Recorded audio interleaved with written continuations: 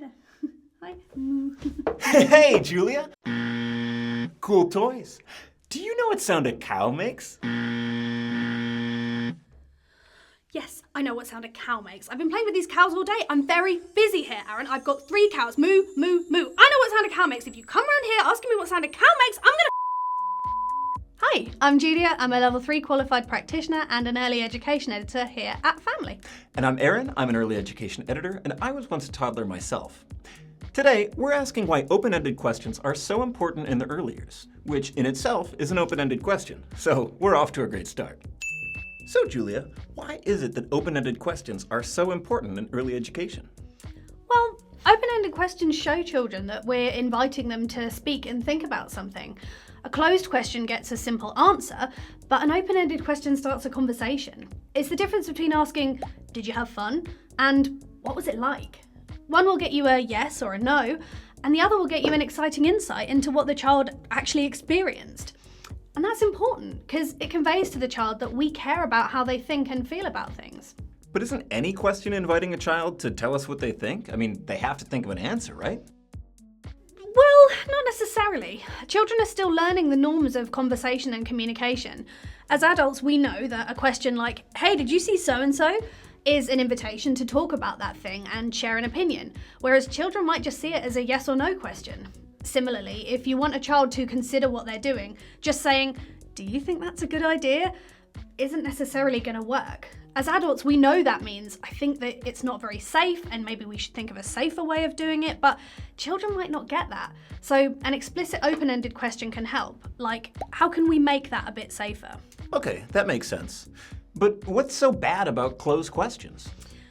Well, closed questions have a limited range of responses, and often a right one and a wrong one.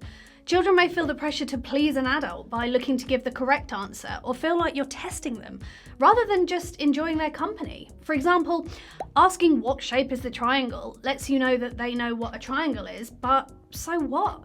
Have a conversation instead, and you'll find out much more about the child's development. Open-ended questions spark conversations, which allow an increase for vocabulary. It helps build relationships and learning and test hypotheses and concepts and ideas. Okay, well, you sold me on open-ended questions. But while we're here, do you have any tips for how people can do this in the classroom? So many. Well, 3, but they're really good tips. Number 1, don't ask questions that you already know the answer to. You'll be surprised how easily young children know when you're doing this. Instead, you can investigate with children. Instead of, "Where will the ball go?" you could say, "I'm wondering about what happens when I let go of this ball. What do you think will happen? How could I find out?" Number 2, pitch questions to children's level of development.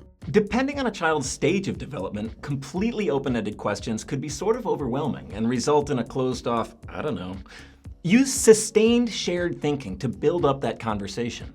Without context, "What shall we do now?"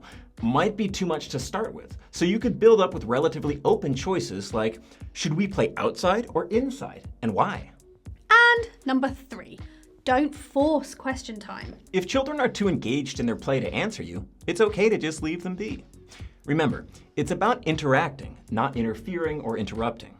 So don't get so wrapped up in worrying about open-ended questions or holding eye contact that you forget to connect with the child. Ultimately, it's not about questions but making a conversation, so it's okay to take turns, take your time, and give children space when they need it. So, what are some ways that you could practice using open-ended questions? Share them with us in the comments down below. And don't forget to head over to our blog for more practice inspiration. The link is down below. And you can also sign up for our newsletter to receive a weekly update of the latest early years content.